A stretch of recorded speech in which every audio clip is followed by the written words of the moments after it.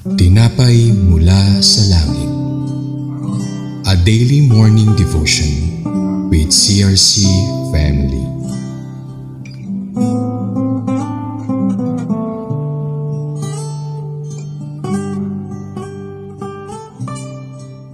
Magandang umaga po sa bawat isa. Ako po si Sister Riana Jean Orsales from CRC Calamba Daughter Church. Samahan niyo po kami sa ating programang Tinapay Mula sa Langit, ang pang-araw-araw nating devotion sa salita ng Diyos. Pero bago po tayo magsimula, samahan niyo po ako sa isang maikling panalangin. Dakilang Diyos na makapangyarihan sa lahat, salamat po sa kalakasan at panibagong buhay na pinagkaloob niyo po sa amin. Bigyan mo po kami ng karunungan at kaalaman at samahan niyo po kami, Banal na Espiritu, sa pag-aaral ng inyong mga salita sa umagang ito. Salamat po, Panginoon. In Jesus' name we pray. Amen. Ang devotion po natin ngayong umaga ay pinamagatang The Duties of the Family of Merari na mababasa po sa Numbers 4:31-33. Sabay-sabay po natin itong basahin sa New Living Translation. Their only duty at the tabernacle will be to carry loads. They will carry the frames of the tabernacle, the crossbars, the posts, the bases, also the posts for the courtyard, walls with their bases, pegs, and ropes, and all the accessories and everything else related to their use. Assign the various loads to each man by name. So,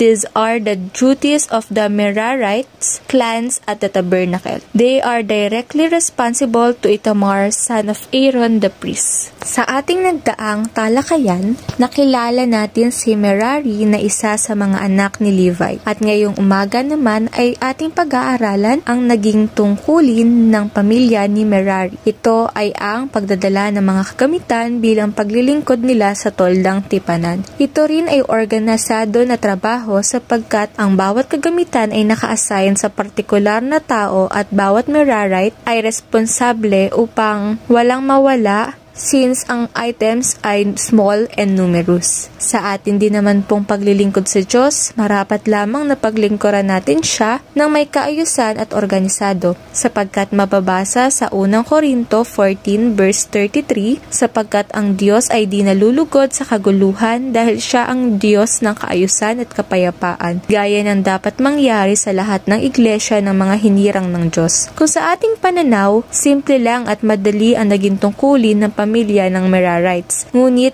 ito ay mahalaga gaya ng sa ibang grupo ng pamilya, sapagkat kung hindi nila iyon ginawa, ang pagsamba sa Diyos ay hindi maisasagawa. Si Itamar din ang in charge sa grupo na ito, kung kaya sila rin ay under Christ, for the priesthood was a type of Christ. Sa ating kapanahunan, marami ring mga gawain o trabaho sa church na napakasimple lang at napakaliit na gawain. Pero ganun pa man, lahat ng ginagawa natin para sa Panginoon ay mahalaga. Halimbawa na rito ay ang paglilinis ng church at pag-ayos ng mga upuan. Ang bawat isa ay may magagawa na tungkulin, ito man ay malaki o maliit na bagay. Nais lamang ng Diyos na handa ang ating puso na maglingkod para sa Kanya at sa ating mga kapatiran. Sa ating pong conclusion, let's be reminded of His words sa Colossus 3:23, anuman ang inyong ginagawa, gawin nyo ng buong puso na parang sa Panginoon kayo naglilingkod at hindi sa tao. And lastly, sa 1 Corinto 15:58, maging masipag kayo sa paglilingkod sa Panginoon dahil alam ninyong hindi masasayang ang inyong paghihirap